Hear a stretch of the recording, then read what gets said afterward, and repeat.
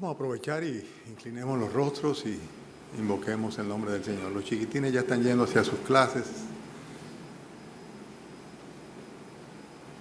Oremos. Señor, damos gracias por estar aquí en tu casa esta mañana. Damos gracias, Padre, por poder compartir nuestra fe con libertad, Señor. Damos gracias, Señor, por el amor que tú permites que permee, Señor, dentro de nuestros corazones y se manifieste también, Señor, hacia afuera, los unos por los otros, Señor. Damos gracias, Padre, porque reconocemos que es la obra de tu Santo Espíritu que se mueve dentro de tu iglesia, Señor. Y damos gracias, Padre, porque hasta aquí, Señor, tú nos has bendecido, nos has ayudado, nos has guardado, Señor. Oh, Padre, queremos suplicarte que hagas planes con nosotros, Señor, que ensanche nuestro territorio, que permita que tu mies sea productiva y que en todo esto, Señor, no busquemos ninguno de nosotros otra cosa que tu simple gloria, Señor, tu magna gloria. Te queremos rogar, Padre bendito, que esta mañana también nos bendigas con tu palabra. Oh, Padre, podría caerse en una monotonía, en una rutina, Señor, simplemente el venir a la iglesia, oír un sermón, cantar 3 signos, tal vez, Señor, reflexionar un poquito en oración delante de ti y sencillamente no tener ninguna consecuencia sobre nuestras vidas. Pero sin embargo, Señor, no es lo que tu palabra dice, Señor. Tú dices que no vuelve sin cumplir el propósito para el que tú la envías. Por eso, Señor, te rogamos esta mañana que sea, Padre, lo que tú realmente quieres obtener de ella, lo que ciertamente nosotros tengamos, Señor. Bendícenos con tu palabra, que tu Santo Espíritu ministre, que cualquier, Señor, manifestación de pecado o de adversión, Señor, o desobediencia, Señor, pues sea, Padre, sujeta por ti.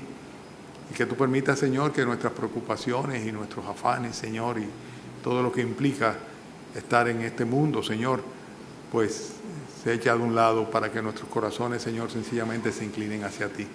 Háblanos, Señor, muévenos, Señor, bendícenos, Señor, transfórmanos, Señor. Y sobre todo, Padre, glorifícate en cada una de nuestras vidas y de los seres que amamos, Señor. Te pedimos, Padre, tu bendición en el nombre del Señor Jesucristo. Amén. Pueden sentarse, hermanos, y buscar en sus Biblias, por favor, el capítulo 3 de la primera epístola del apóstol Juan. Primera de Juan, capítulo 3. Los que están detrás vamos a esperar que entren y que se sienten para que entonces, pues de esa manera podamos todos al mismo tiempo comenzar. Vamos a proponernos en este año, pues, cambios de actitudes. Seguramente que tenemos actitudes que corregir. Me estoy refiriendo evidentemente en cuanto a nuestra devoción al Señor, en nuestra relación con el Señor, nuestro compromiso en la iglesia. Yo les sugiero que hagan eso, ¿verdad? Ahora que estamos comenzando el año, pues revisar un poquito cuál ha sido el patrón mediante el cual nos hemos estado congregando en el año que pasó y ver si hay algo que podemos corregir. ¿De acuerdo? Tal vez tiene que ver con la frecuencia, tal vez tiene que ver con la puntualidad, tal vez tiene que ver con la fidelidad, tal vez tiene que ver con la atención que prestamos, tal vez con la manera como reflexionamos, tal vez con el compromiso que asumimos, cómo nos dejamos aludir. ¿Estoy siendo escuchado? Sí. Pues es un año como para comenzar de nuevo, ¿verdad? Recomenzar. Damos gracias al Señor que hasta aquí nos ha llevado, pero tenemos que mejorar. Tenemos que mejorar como congregación, tenemos que mejorar, sin lugar a dudas. Y para eso solamente mejorando personalmente o individualmente delante del Señor, o sea, proponiéndonos ser mejores para Cristo. Amén. Amén. Primera de Juan capítulo 3, si alguien necesita una Biblia te la podemos hacer llegar. Primera de Juan capítulo 3, versículo 13. Primera de Juan capítulo 3, versículo 13 y vamos a ir hasta el final del capítulo. Hermanos míos, no os extrañéis si el mundo os aborrece. Nosotros sabemos que hemos pasado de muerte a vida en que amamos a los hermanos. El que no ama a su hermano permanece en muerte. Todo aquel que aborrece a su hermano es homicida y sabéis que ningún homicida tiene vida eterna permanente en él. En esto hemos conocido el amor, en que Él puso su vida por nosotros. También nosotros debemos poner nuestras vidas por los hermanos. Pero el que tiene bienes de este mundo y ve a su hermano tener necesidad y cierra contra él su corazón, ¿cómo mora el amor de Dios en él? Hijitos míos, no amemos de palabra ni de lengua, sino de hecho y en verdad. Y en esto conocemos que somos de la verdad y aseguraremos nuestros corazones delante de Él. Pues si nuestro corazón nos reprende, mayor que nuestro corazón es Dios y Él sabe todas las cosas. Amados, si nuestro corazón no nos reprende, confianza tenemos en Dios. Y cualquier cosa que pidiéremos la recibiremos de Él, porque guardamos sus mandamientos y hacemos las cosas que son agradables delante de Él. Y este es su mandamiento, que creamos en el nombre de su Hijo Jesucristo y nos amemos unos a otros como nos lo ha mandado. El que guarda sus mandamientos permanece en Dios y Dios en él. Y en esto sabemos que Él permanece en nosotros por el Espíritu que nos ha dado. ¿Alguno de ustedes sabe qué es el ácido desoxirribonucleico?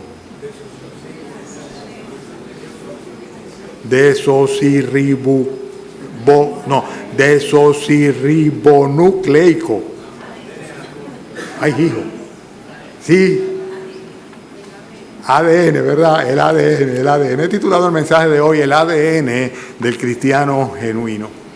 Un examen de ADN, ustedes saben que hoy día se utiliza mucho para verificar la paternidad y la familiaridad de alguna persona, qué tipo de vínculo genético tiene, y con esto se puede definir inclusive si una persona es el padre o la madre biológica de un ser humano. Hasta hace poco eso era prácticamente algo imposible de certificar. Pero tenemos que recordar, hermanos, que esta epístola que el apóstol Juan está escribiendo la hace con un propósito muy específico, o sobre todo un propósito primario o principal, y es el hecho de que tiene el interés de señalar cuáles son las diferencias que hay entre los verdaderos creyentes, los verdaderos cristianos, y aquellos que eran falsos profesantes de fe, y que lo que hacían era introducir enseñanzas falsas dentro de la iglesia, enseñanzas heréticas y alguna serie de prácticas que eran completamente antibíblicas en las congregaciones al final del primer siglo de la era cristiana. O sea que cuando Juan escribe esta carta, la escribe con una intención profesa. ¿Por qué? Porque ya habían comenzado mucho, por así decirlo, a desviarse de la sana doctrina, pero no solamente eso, sino que habían penetrado dentro de las iglesias personas que eran incrédulos y que eran parte de la iglesia, pero sin embargo eran incrédulos. Y con sus prácticas y con sus enseñanzas pues se hacían permeables a dejarse seducir por aquellos que le enseñaban cosas que iban completamente en contradicción con lo que eran las prácticas de la vida cristiana. Consecuentemente, ustedes pueden notarlo por la serie de títulos de los mensajes que hasta ahora hemos predicado sobre esta epístola de Primera de Juan, que precisamente de eso se trata. Por ejemplo, si ustedes van conmigo al capítulo 1, se van a recordar que en el versículo 6 dice: si decimos que tenemos comunión con Él y andamos en tinieblas, mentimos y no practicamos la verdad. O sea, como Juan desde el principio afina en esta dirección. Versículo 8, si decimos que no tenemos pecado, nos engañamos a nosotros mismos. Versículo 10, si decimos, o sea, el si decimos. Consecuentemente, el primer mensaje que predicamos sobre esta serie se tituló Solo Palabras, porque una cosa es decir y otra cosa es la realidad de lo que se es. No es suficiente con tú decir que yo soy cristiano, sino que es necesario que haya una correspondencia entre lo que tú dices y lo que tú vives. Después, el segundo mensaje tenía que ver con las consecuencias inequívocas de ser un verdadero cristiano, un cristiano verdadero. O sea, hay una serie de cosas que sin lugar a duda deben suceder en la vida de un creyente. Y la estuvimos viendo en el segundo mensaje. Solamente como referencia, capítulo 2, versículo 4, dice: el que dice yo le conozco y no guarda sus mandamientos. Evidentemente, ¿verdad? El principio es que si tú eres cristiano, tú vas a guardar la palabra de Dios, vas a guardar los mandamientos del Señor. Versículo 6, 1:6. Están conmigo, ¿verdad? Están siguiéndome en su Biblia. Dice: el que dice que permanece en Él, o sea, que es un creyente, ¿verdad? Dice, debe consecuentemente manifestarse en su vida y andar como Él anduvo. Si no, no estás permaneciendo en Cristo, viviendo tu vida a tu manera. Fíjense que más adelante también el versículo 9 del capítulo 2. El que dice que está en luz y sin embargo aborrece a su hermano, dice, está todavía en tinieblas. Consecuencias inequívocas de ser un verdadero cristiano. Estuvimos predicando sobre esto.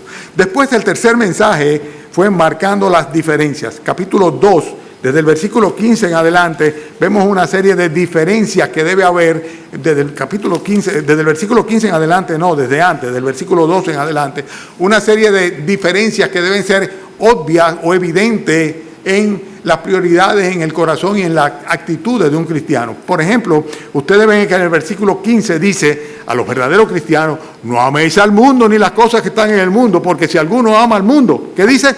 Versículo 15. En otras palabras, no es un verdadero cristiano. No es un verdadero cristiano aquel que tiene su amor todavía, su corazón todavía preso, tomado por el mundo. El cuarto mensaje fue uno que titulamos permanencia. Estaba basada en capítulo 2, versículo 24. Ustedes ven que dice: lo que habéis oído desde el principio, ¿qué dice? Vamos a ver, los que están despiertos, permanezcan en vosotros. Versículo 24 sigue hablando sobre esto. 3 veces usa la palabra permanencia. Lo que habéis oído del principio permanezca en vosotros, y lo que habéis oído del principio permanece en vosotros. También vosotros permanecéis en el Padre y en el Hijo. Y más adelante habla, versículo 37 también, porque la unción permanece en vosotros, y si la unción, según la misma unción enseña, permaneced en él. Versículo 28, ahora, hijitos, permaneced en él. O sea, permanencia. El verdadero cristiano persevera, permanece en la palabra de Dios, permanece en la fe, permanece en obediencia, y consecuentemente pues tiene la certeza absoluta, porque lo está simplemente percibiendo de una manera regular en su vida, la presencia de Dios y la seguridad del perdón de sus pecados y la vida eterna. Estamos hablando de diferentes mensajes que hemos predicado hasta ahora, pero hubo uno que se predicó hace 2 domingos en la noche. Evidentemente los que vienen solamente por la mañana, claro, voy a aprovecharme para amonestarles, pues se perdieron el sexto mensaje que hemos predicado sobre Primera de Juan. Y se refería a los versículos que van en el capítulo 3, desde el versículo 11 al 12. Cuando dice: este es el mensaje que habéis oído desde el principio, que nos amemos unos a los otros. ¿Qué dice luego? Versículo 12. Están lentos. Quiero agilidad mental, rapidez. ¿Están? Dice: ¿no como quién? No como Caín. ¿Por qué? Porque Caín era ¿de quién? Del diablo, del maligno. Era del maligno, y como consecuencia actuó matando a su propio hermano. Este mensaje lo predicamos hace 2 semanas en el culto de la noche. Entonces, evidentemente, hay una preocupación de parte del apóstol Juan de marcar diferencias bien claras entre la naturaleza de un cristiano y la naturaleza del incrédulo, del impío, independientemente de que haya estado dentro de la iglesia, inclusive que se haya constituido en maestro dentro de la iglesia. Hay una serie de evidencias que están ahí claramente. Ahora vemos nosotros cómo el apóstol Juan pasa a señalarnos cómo nosotros podemos, y cuando digo nosotros me refiero a cada uno individualmente, cómo puedes saber a ciencia cierta que ha nacido del Señor, que ha pasado de muerte a vida, que es de Dios, que no es del maligno, como era Caín. ¿Cómo podemos cada uno de nosotros estar seguros de que tenemos vida eterna permanente en nosotros? Y eso es a lo que se refieren los versículos que vamos a leer, que hemos leído ya en estos, desde el versículo 13 hasta el versículo 24. ¿Lo tienen? Pues vamos a comenzar a hablar sobre esto. ¿Cómo podemos nosotros saber que somos verdaderamente cristianos, que hemos nacido de nuevo, que hemos pasado de muerte a vida, que nuestros pecados han sido perdonados, que tenemos a Jesucristo como nuestro Dios, como nuestro Señor? O sea, ¿cómo tú puedes estar seguro? O sencillamente tú crees, pero no puedes tener la certeza. Pues ¿cómo puedes estar seguro? En primer lugar, versículo 9 lo dice: porque todo aquel que es nacido de Dios, ¿qué dice?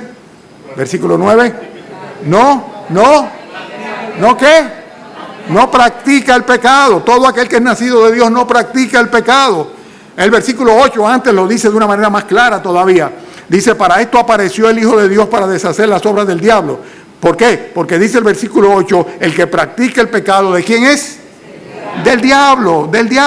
O sea, ¿por qué nosotros sabemos que somos cristianos genuinos? Porque sencillamente no practicamos el pecado. La Biblia es muy consistente en cuanto a esta doctrina. El apóstol Pablo, en Romanos capítulo 6, dice lo siguiente, versículo 11 en adelante, dice: así también vosotros, consideraos muertos al pecado, pero vivos para Dios en Cristo Jesús, Señor nuestro. No reine pues el pecado en vuestro cuerpo mortal, de modo que lo obedezcáis en su concupiscencia, ni tampoco presentéis vuestros miembros al pecado como instrumentos de iniquidad, sino presentaros vosotros mismos a Dios como vivos entre los muertos, y vuestros miembros a Dios como instrumentos de justicia, porque el pecado no se enseñoreará de vosotros, pues no estáis bajo la ley, sino bajo la gracia. El apóstol Pablo le dice a los hermanos de Roma, le dice, ustedes no tienen por qué estar esclavizados al pecado. El pecado no debe reinar en sus cuerpos, porque sencillamente ustedes no están sujetos a la ley del pecado. ¿Por qué? Porque estáis bajo la gracia de nuestro Señor Jesucristo. El pecado no puede gobernar a un verdadero creyente. Sin embargo, al que no es un cristiano verdadero convertido, el pecado lo domina y ni se entera de eso. O sea, vive sencillamente en un medio ambiente pecaminoso y absorbe de ese medio ambiente pecaminoso toda la maldad con la cual vive y en la cual se desenvuelve. Pero sin embargo, el verdadero creyente no practica el pecado. Primera de Corintios capítulo 10, versículos 12 y 13. Dice, así que el que piensa estar firme, mire que no caiga, porque no nos ha sobrevenido ninguna tentación que no sea humana, pero fiel es Dios, que no os dejará ser tentados más de lo que podéis resistir, sino que dará juntamente con la tentación la salida para que podáis soportar. Cuando viene la tentación, nosotros podemos decir perfectamente bien no y rechazar la tentación. ¿Por qué? Porque el Señor siempre nos va a dar una vía de escape para que nosotros podamos permanecer firmes, resistir la tentación y salir adelante. En otras palabras, si nosotros practicamos el pecado, léase, vivimos en la práctica regular del pecado, como si fuera un incrédulo cualquiera, un impío cualquiera, lo que estamos manifestando claramente que el Espíritu de Dios, el poder de Dios y la capacidad que Dios nos ha dado para vivir en santidad es un mito, no es una realidad.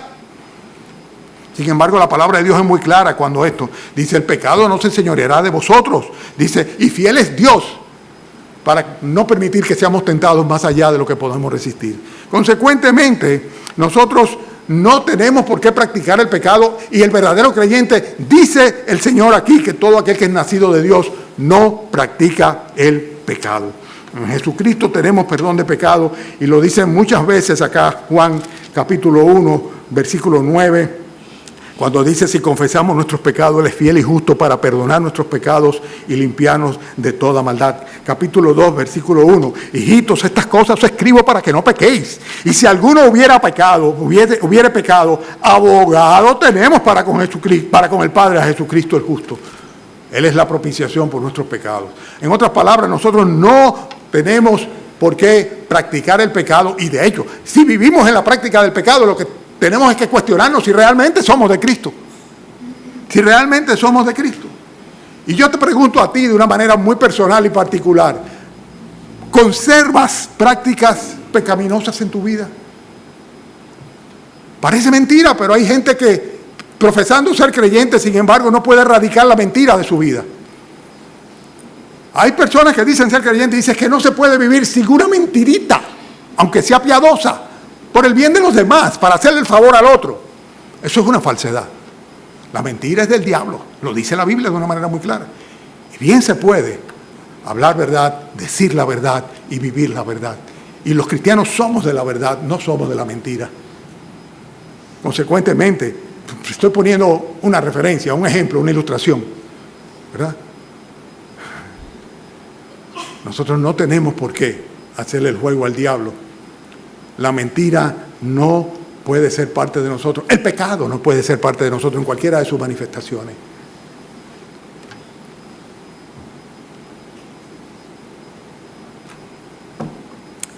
Estamos hablando de cómo podemos nosotros saber que ciertamente hemos nacido de Dios, que hemos pasado de muerte a vida.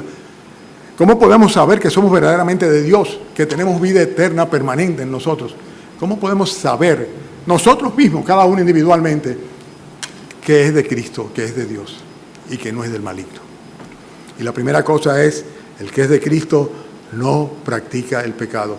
Si hay un pecado recurrente en tu vida, lo que algunos predicadores le llaman pecado favorito, no debe tener un cristiano un pecado favorito, ¿no? Vamos a llamarle recurrente. no tiene por qué serlo. Hay que erradicarlo. Hay que sacarlo de ahí. ¿Cómo hacerlo? En el Espíritu, en el poder del Señor.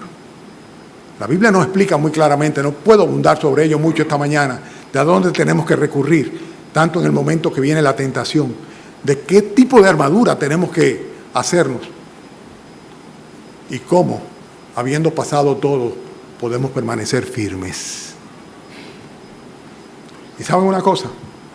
Así como una derrota trae como consecuencia otra derrota, y un tropezón trae otro tropezón y otra caída, así mismo, los músculos espirituales se van fortaleciendo en la medida que permanecemos firmes frente a las acechanzas del diablo. Un verdadero cristiano no practica el pecado. Segundo punto, versículo 13. Un verdadero cristiano sabe que es cristiano.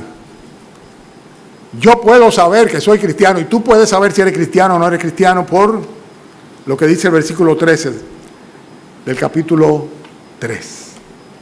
Hermanos míos, no os extrañéis si el mundo ¿qué? Os adora. Están encantados. Usted le cae bien a todo el mundo, tú. No te sorprendas, porque es que tú eres tan cariñoso y tan bueno y tan familiar y tan benigno y tan dadivoso y tan que... Óyeme, lo más natural es que todo el mundo te quiera. Además, tu mensaje es un mensaje de bondad y de paz, de unión, de confraternidad, de santidad. Pero no funciona así. Es que no funciona así. Hay algo que está malo. Hay algo que no cuadra.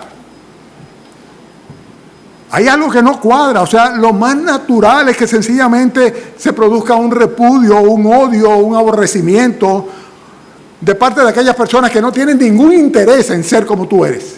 Es que no les interesa ser como tú eres. No les interesa creer lo que tú crees, vivir lo que tú vives. Absolutamente no les interesa, por el contrario. Tu simple presencia tiene un efecto similar al que tiene una persona honrada en un medio corrupto. Una persona honrada en un medio corrupto, ¿qué es lo que va a tener? Sencillamente el repudio, el rechazo, el cuidado, el resguardo de todos los demás hacia él. El aborrecimiento también. Y es muy claro, es muy simple. Dice la Escritura, todo aquel que hace lo malo aborrece la luz y no viene a la luz, para que sus obras no sean reprendidas. Mas el que practica la verdad viene a la luz, para que sea manifiesto que sus obras son hechas en Dios. ¿Y qué le dijo el Señor a los creyentes? Vosotros sois ¿qué? La luz del mundo. Así brille vuestra luz delante de los hombres, para que viendo vuestras buenas obras glorifiquen a vuestro Padre Celestial. Pero que resulta que sencillamente si no estamos brillando, si no hay una luz verdadera en nosotros, si sencillamente nosotros lo que estamos es en un medio tenebroso, involucrándonos con ellos, pues sencillamente lo que va a suceder pura y simplemente es que vamos a ser aceptados en medio de las tinieblas. Nuestra preparación, nuestra separación de Cristo, nuestra separación para Cristo, o sea, el hecho de que nosotros nos hayamos consagrado al Señor, hayamos puesto al Señor como primero, como la razón de ser de nuestra existencia y de nuestra vida, va a traer como consecuencia un rechazo necesariamente. Es lo que dice acá. No os extrañe, hermanos míos, si el mundo os aborrece. Porque sencillamente a ellos no le interesa lo que tú eres. No le interesa lo que tú piensas y no le interesa cómo tú vives. Ellos quieren vivir su vida. Y es natural. El espíritu que mora en ellos no es el espíritu que mora en ti. Y consecuentemente, a causa de tu separación para Cristo, sencillamente vas a ser aborrecido. Juan, el mismo Señor lo dijo en Juan, capítulo 17, cuando estaba intercediendo por sus apóstoles. Y decía, yo les he dado tu palabra orándole al Padre. Dice, y el mundo los aborreció porque no son del mundo, como tampoco yo soy del mundo. El problema es ese, que nosotros... Cónchale, se ve que el adversario no quiere que yo predique hoy, ¿verdad? Hoy sí voy a aceptar un poquito de agua, Rudy. Yo siempre digo, no me traigan agua ni me traigan nada, pero no se va la garrapela. ¿Qué estaba diciendo? ¿Qué cosa? A ver si viendo el bosquejo, pues me doy cuenta. A causa de nuestra separación por Cristo, Entonces sencillamente el mundo nos aborrece. El Señor dice, ellos no son del mundo, como tampoco yo soy del mundo. Y el problema, decía yo, que es que nosotros queremos vivir las dos realidades y sacar el mejor provecho de ambas. O sea, a pesar de que sabemos que no somos del mundo porque nos entregamos a Cristo y Él es nuestro amo y Señor, lo recibimos como Señor, Redentor, Salvador, como dueño de nuestras vidas. Sin embargo, no todo es tan malo en el mundo y hay cositas buenas que debemos aprovecharlas, y la Biblia dice que Él nos da todas las cosas en mucha abundancia para que las disfrutemos. Las cosas de Él, claro, no las del mundo, ¿eh? Porque cuando se habla del mundo, ¿verdad? Dice todo lo que hay en el mundo, todo lo que hay en el mundo, dice no procede del Padre, sino del mundo. Y el mundo pasa sus deseos, pero los que hacen la voluntad de Dios permanecen para siempre. Pero sin embargo decimos, no, el Señor dice en su palabra que Él nos da todas las cosas en abundancia. ¿Qué cosas son las que da el Señor? Las del mundo. No se contradice la palabra de Dios. Cuidado, no te dejes engañar.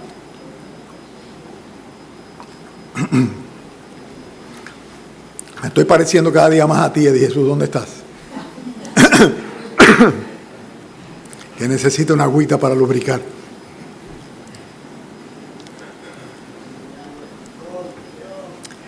Entonces estamos diciendo, hermanos, que nosotros sabemos, tú sabes si eres cristiano, ¿verdad? Si el mundo te aborrece. Si tú no tienes conflictos en el mundo, hay una de dos realidades. O no eres cristiano, o no eres una verdadera cristiana. O la otra verdad es que si es así, estás practicando el pecado, lo que te hace automáticamente, como cómplice del pecado, un candidato a cuestionarte si realmente lo eres. Porque eso es lo que pasa. Pero lo más natural, lo que debe suceder es sencillamente que se cumpla lo que el Señor dice. Dice, yo les he dado tu palabra, el mundo los aborreció porque no son del mundo como yo tampoco soy del mundo. Y la pregunta que yo te hago a ti en particular, a ti que estás allá atrás también, en la esquinita allá y que estás distraído, la pregunta que yo te hago es la siguiente. ¿Tú te identificas como cristiano en cualquier ambiente? Y no solamente eso, no solamente eso. La pregunta va todavía más allá. Por el hecho de que tú seas cristiano, ¿eres rechazado, repudiado o apartado en esos ambientes? Porque si ninguna de las dos cosas suceden, realmente parece que tu ADN está flojo. Parece que realmente no tienes la naturaleza divina. Parece que realmente no has nacido de Dios, que no has pasado de muerte a vida, que no tienes vida eterna, que no eres de Dios. ¿Cómo sabemos nosotros que somos verdaderamente cristianos? En primer lugar, no practicamos el pecado. En segundo lugar, no le simpatizamos al mundo. No le simpatizamos al mundo. ¿Por qué? Porque cuando se acercan a nosotros, lo que ven es el gran contraste entre lo que nosotros vivimos, creemos y hacemos, y las prácticas de ellos. Y rechazaron al Señor y también nos rechazan a nosotros. Tercer punto, versículo 14. Excúsenme, Señor. Hermanos, excúsenme. Versículo 14. ¿Cómo sabemos? Sencillamente lo sabemos. ¿Por qué? Versículo 14 al 16. Ustedes me lo van a decir. Bueno, quiero decirle entre paréntesis que 6 veces en el texto que nosotros leemos dice, sabemos que o conocemos que, o sea que no me estoy inventando el cuestionamiento, o sea, lo estoy extrayendo del propio pasaje. O sea, en este caso lo dice en el versículo 14, porque nosotros sabemos que, y más adelante dice, y sabéis que, sabemos que hemos pasado de muerte a vida en que amamos a los hermanos. El que no ama a su hermano permanece muerto. Versículo 15, ¿lo tienen? Sí. Todo aquel que aborrece a su hermano es homicida, y sabéis, hay una cantidad de cosas que nosotros debemos saber si somos cristianos, que ningún homicida tiene vida eterna permanente en él. Dice acá que nosotros sabemos, podemos estar seguros de que somos creyentes porque amamos a los creyentes. ¿Esa es una realidad en tu vida? O sea, tu círculo íntimo, tus amistades, ¿son cristianos y cristianas de buen testimonio? ¿Verdaderamente son creyentes?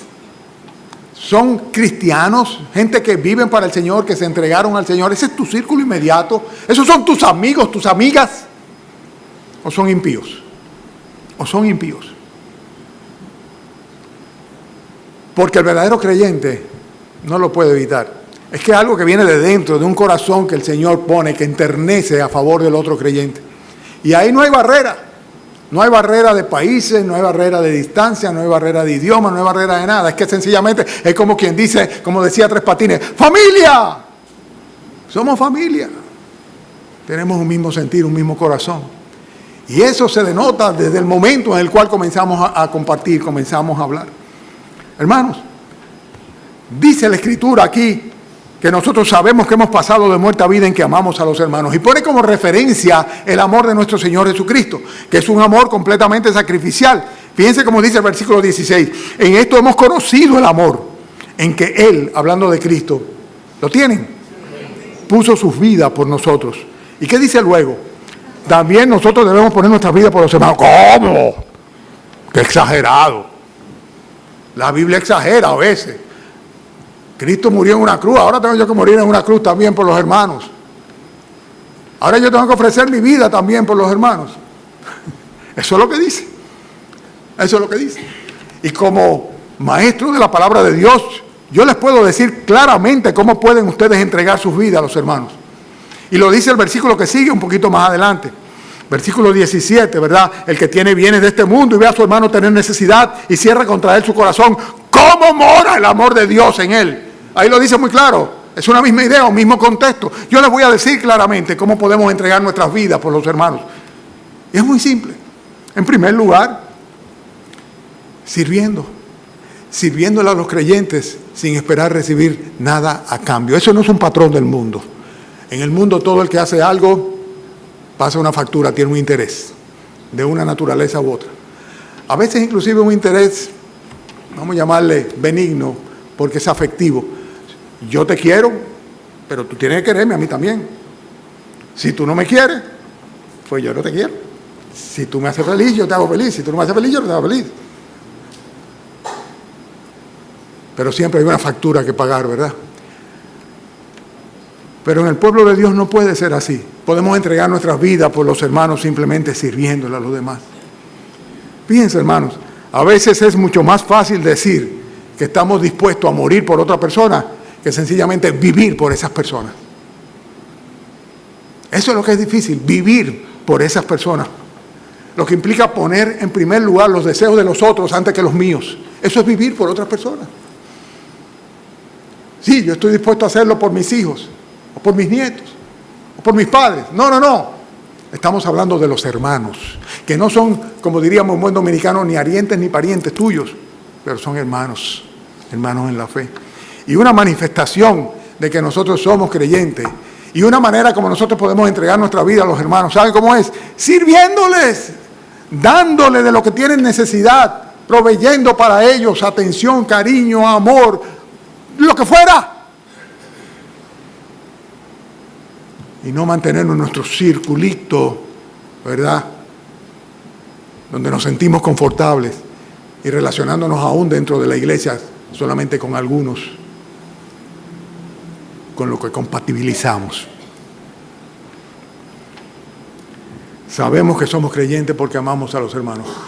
Porque fulano, sutano, perencejo, que yo no sé ni de dónde salió, ni cómo llegó a los pies de Cristo, ni tengo detalles de sus particularidades, sin embargo, yo no puedo evitar preocuparme por ello. Y sobre todo, no puedo de ninguna manera delante del Señor dejar de servirle. Así que una manera como nosotros manifestamos nuestro amor sacrificial hacia los hermanos es entregando nuestras vidas al servicio del Señor. Léase al servicio de la iglesia de nuestro Señor Jesucristo. Es el problema del egocentrismo humano. Dice el libro de Hechos que el Señor Jesucristo dijo que más bienaventurado es dar que recibir. Por algo lo dijo Cristo. Más bienaventurado es dar que recibir. Y la pregunta que yo te quiero hacer a ti ahora es la siguiente. ¿Tú amas, cuidas y sirves a la iglesia de nuestro Señor Jesucristo? ¿Es un capítulo de tu vida? ¿Es el principal capítulo de tu vida? ¿O sencillamente es algo que tal vez circunstancialmente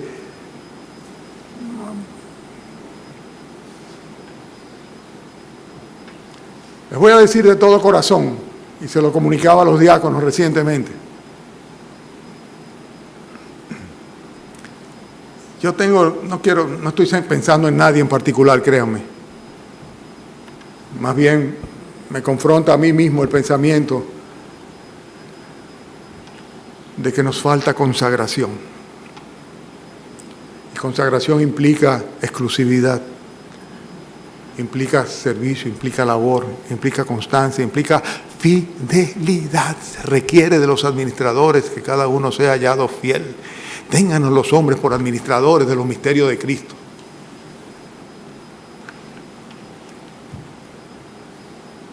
Yo creo eso.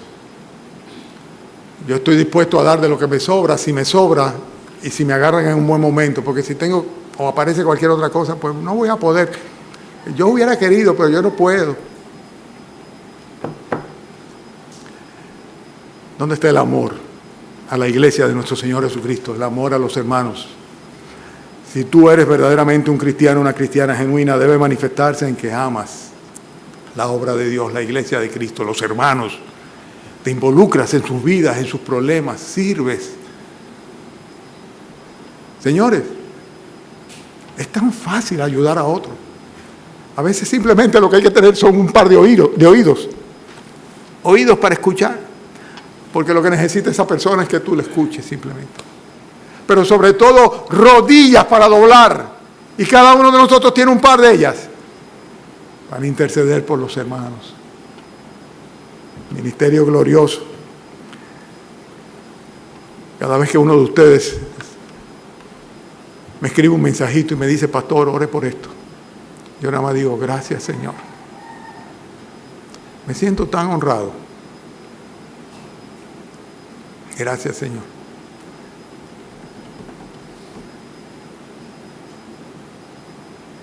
Consagración, consagración, consagración, servicio, involucramiento, compromiso, amor a los hermanos. Ya estoy terminando, casi. El punto número 4. ¿Cómo sabemos nosotros que somos cristianos verdaderos, que pasamos de muerte a vida, que somos de Dios y no del maligno, que tenemos la vida eterna permanente en nosotros? Pues también, por lo que dice el versículo 19.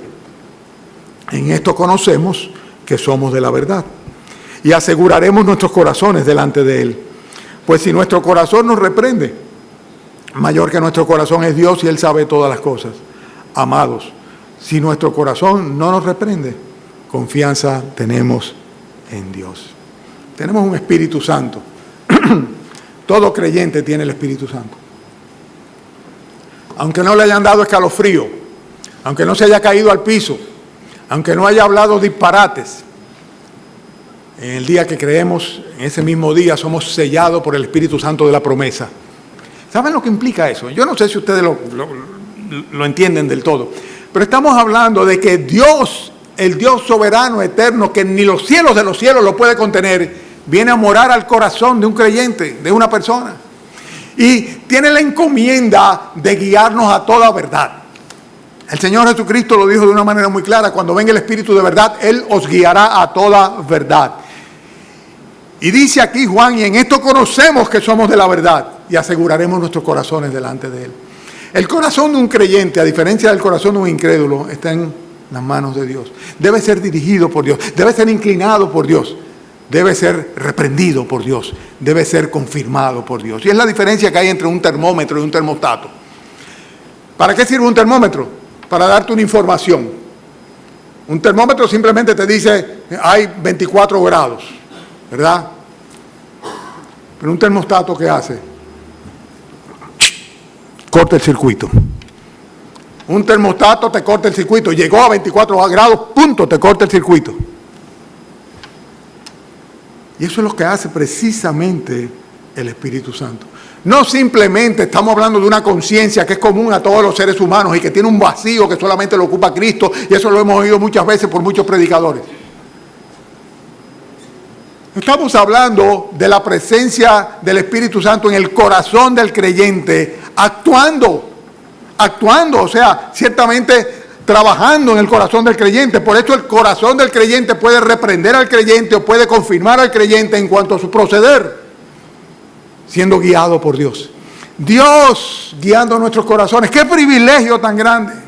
Que no se trata simplemente de que yo me siento mal o bueno, esto no cayó bien. No, sencillamente que podemos tener confianza en el Señor si nuestro corazón no nos reprende.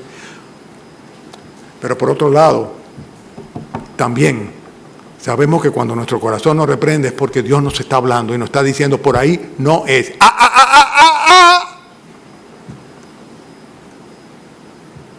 Por ahí no es. La diferencia es enorme entre el corazón guiado por el Espíritu Santo y el corazón no guiado por el Espíritu Santo. Y la pregunta que yo te hago a ti, personalmente, ¿tu corazón te reprende cuando pecas? Cuando tú mientes o blasfemas o maldices o tienes una palabra incorrecta o planeas o tramas, tu corazón te dice, no puede ser, y corta el circuito. O buscando la aprobación de Dios, tú dices, sí Señor, gracias, porque tú traspasas mi corazón.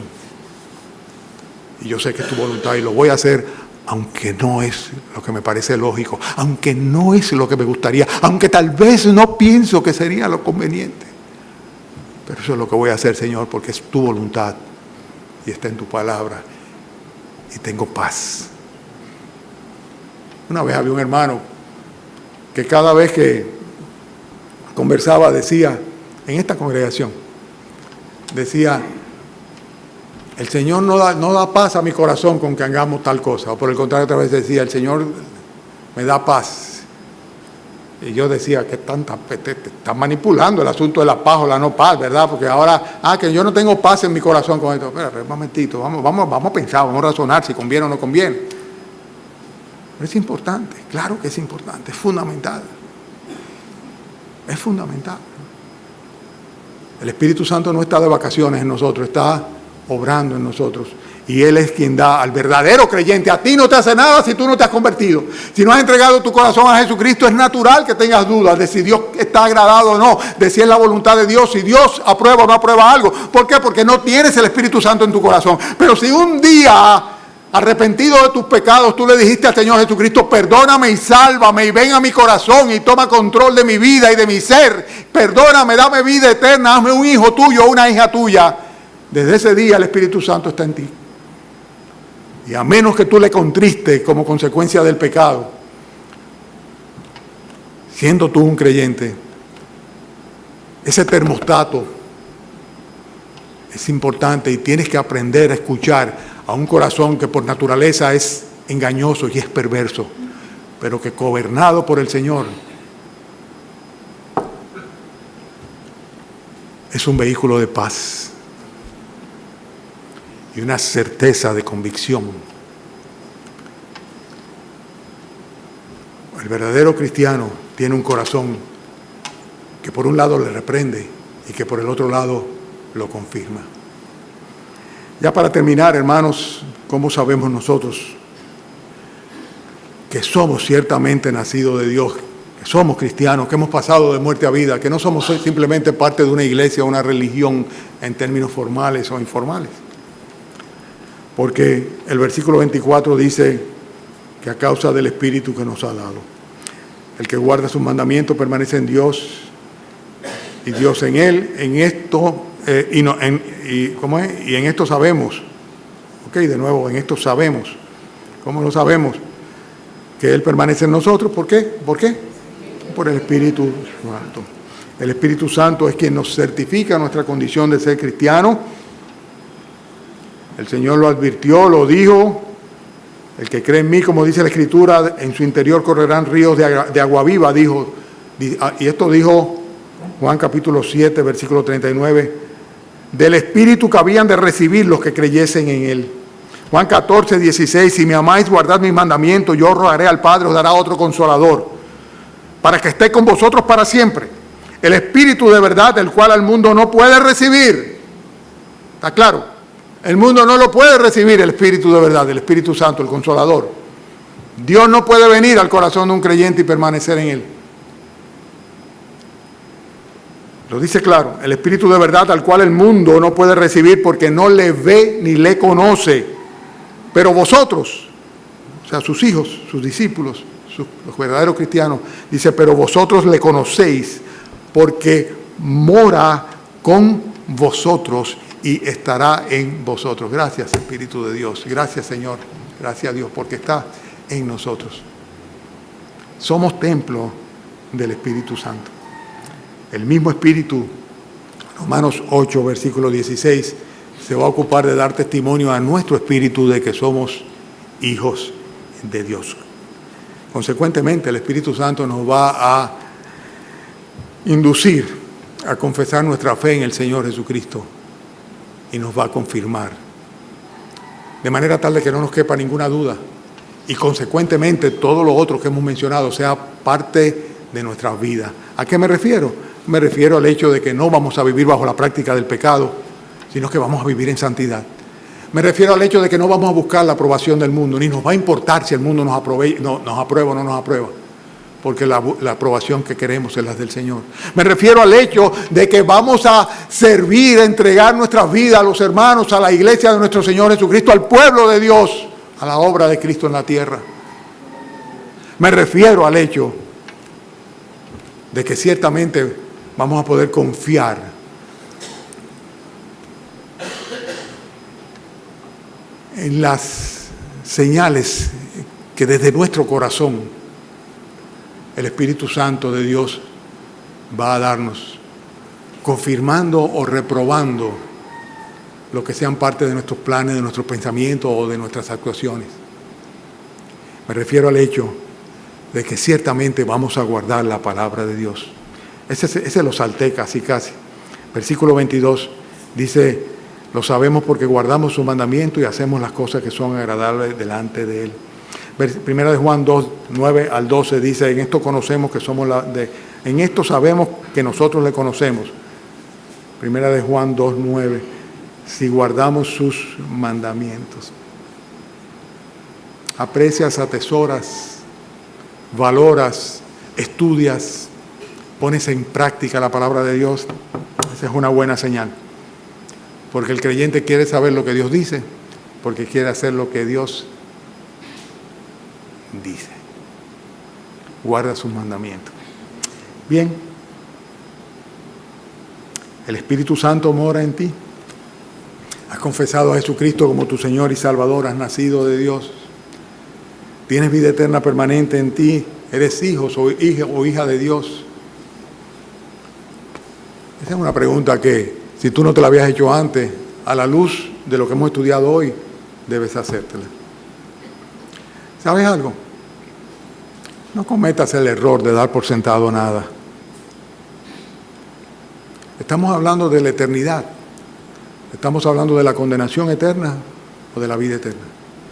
No des por sentado que tú eres salvo o salva, que tú vas al cielo porque un día tú hiciste una profesión de fe. Esta es la única manera de saber si realmente somos de Él.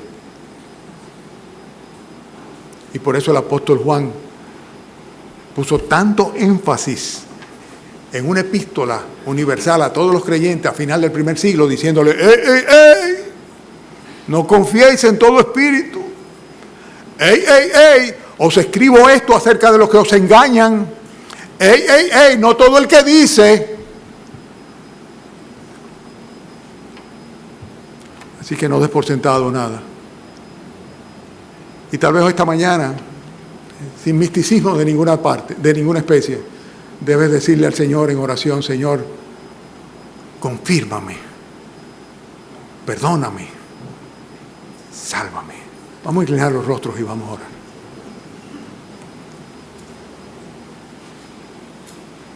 Ahí en tu lugar donde estás, habla con el Señor. Si, como decíamos al principio, el oír la palabra de Dios no es algo sencillamente rutinario para ti, y hoy el Señor de alguna manera ha hablado a ti, a tu corazón, ha apelado a tus sentidos, a tu mente, a tu voluntad, pues respóndele, habla con Él. Tal vez esta mañana sea el verdadero día de la salvación, cuando tú vas a dejar de ser como Caín, del maligno, para venir a ser del Señor. Padre, damos gracias, Señor, por tanta enseñanza que hay en tu palabra. Y te damos gracias por tu Santo Espíritu que nos guía, Señor, a la verdad.